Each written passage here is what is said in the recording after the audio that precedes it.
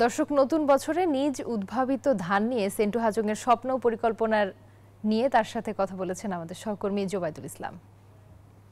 সবাইকে নতুন বছরের শুভেচ্ছা। আমি এই মুহূর্তে আছি শেরপুরের নালিতাবাড়ী উপজেলার নয়াবিল ইউনিয়নের চাটকিয়া গ্রামের কৃষক এবং ধান গবেষক সেন্টু হাজংয়ের বাড়িতে। তিনি এই পর্যন্ত 23টি জাতের ধান আবিষ্কার করেছেন এবং তার আবিষ্কৃত ধানগুলো শেরপুরের বিভিন্ন আনাচে কানাচের কৃষকদের মাঝে ছড়িয়ে পড়ছে। আমরা একটু কথা বলতে চাই তার সাথে।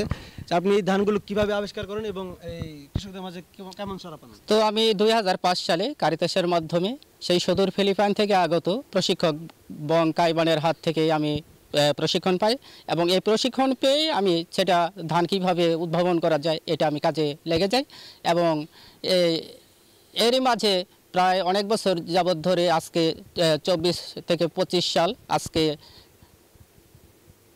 আজকে এই প্রথম বছরের 25 সালে প্রথম বছরের প্রথম দিনে আমি আজকে এ পর্যন্ত 23টি জাতের ধান উদ্ভাবন করেছি। তো আমার এই ধানগুলো আমাদের এই শেরপুর জেলার 5টি উপজেলায় এবং ধোবাউড়া, সেই হালুয়াঘাট, কলমাকান্দা এবং সুনামগঞ্জ জেলার এবং আমাদের এই রংপুর এবং দিনাজপুরে আমার এই ধানের জাতগুলো ছড়িয়ে পড়ছে।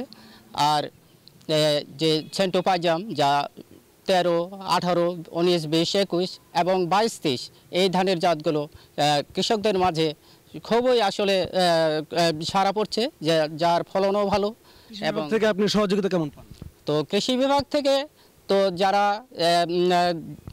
আছেন তো ওনাদের কাছ থেকে ভালো সাড়া পেয়েছি এবং আমাকে ভালো পরামর্শ দিয়েছেন, যেমন স্যার ছিলেন শরীফ ইকবাল এবং এখন বর্তমানে আছেন আব্দুল ওয়াদুদ, এবং করে রেখেছি যা আমি আগামীতে এর চেয়ে আরও ভালো ফলন দেবে বলে আমি আশা করি। ধন্যবাদ আপনাকে। শুনছিলাম আমরা কৃষক সেন্টু হাজংয়ের কথা।